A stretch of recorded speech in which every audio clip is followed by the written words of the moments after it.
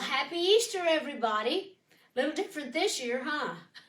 I know everybody loves to get all dressed up in their beautiful dresses, their hats, their fancy shoes, go to church, be with all your friends, and that's all wonderful. We all love doing that every year, and the kids all love getting out, hiding Easter eggs and all that with their friends. Well, this year we're going to kind of stay around the house a little bit, right? But that doesn't mean we can't worship in the same way that we should, because we don't have to go to a building, to a church, to worship God. The kingdom of heaven is within. And so let's just do that this year. There'll always be pretty dresses and hats and shoes. But somebody said the other day, oh, we've had a rough week. And just think about the rough week that Jesus had. And look how well that turned out for us.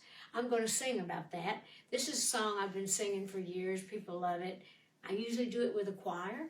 Obviously, I don't have elbow room for the choir this year, so when I get to the end part, if you want to sing along with me, feel free.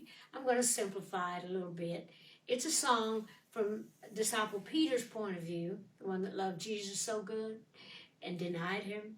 Anyhow, I think you'll get a blessing out of this, and I know I'm going to get a blessing out of singing it. So it's called He's Alive.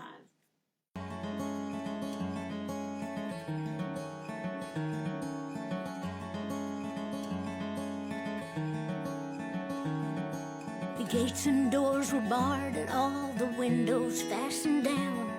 I spent the night in sleeplessness, rose at every sound, half in hopeless sorrow, half in fear the day would find the soldiers breaking through to drag us all away.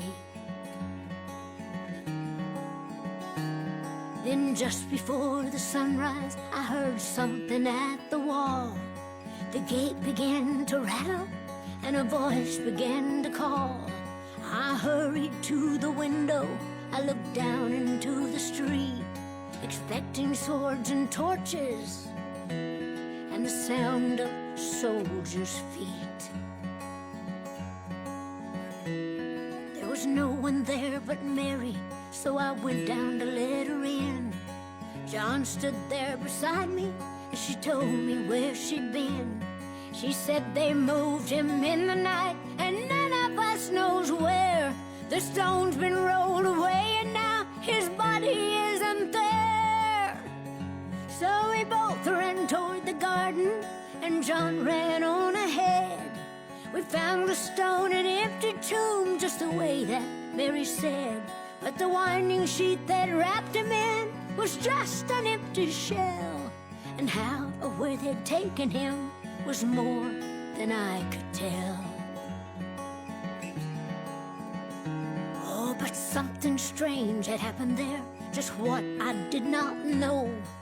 John believed a miracle, but I just turned to go. Circumstance and speculation couldn't lift me very high, 'cause I'd seen them crucify him, then I saw him die. Back inside the house again, the guilt and anguish came. Everything I'd promised him just added to my shame. When at last it came to choices, I denied I knew his name. And even if he was alive, it wouldn't be the same. Then suddenly the air was filled with a strange and sweet perfume. Light that came from everywhere drove shadows from the room. Then Jesus stood before me with his arms held open wide, and I fell down on my knees and I just clung to him and cried. Then he raised me to my feet as I looked into his eyes. The love was shining out from him like sunlight from the skies. Guilt and my confusion disappeared in sweet release, and every fear I'd ever had just melted into peace. He's alive! He's alive! He's alive, and I'm forgiven. gates are open wide. He's alive. Oh, he's alive. He's alive and I'm forgiven. Heaven's gates are open wide. He's alive. Oh, he's alive. He's alive. He's alive. He's alive. He's alive.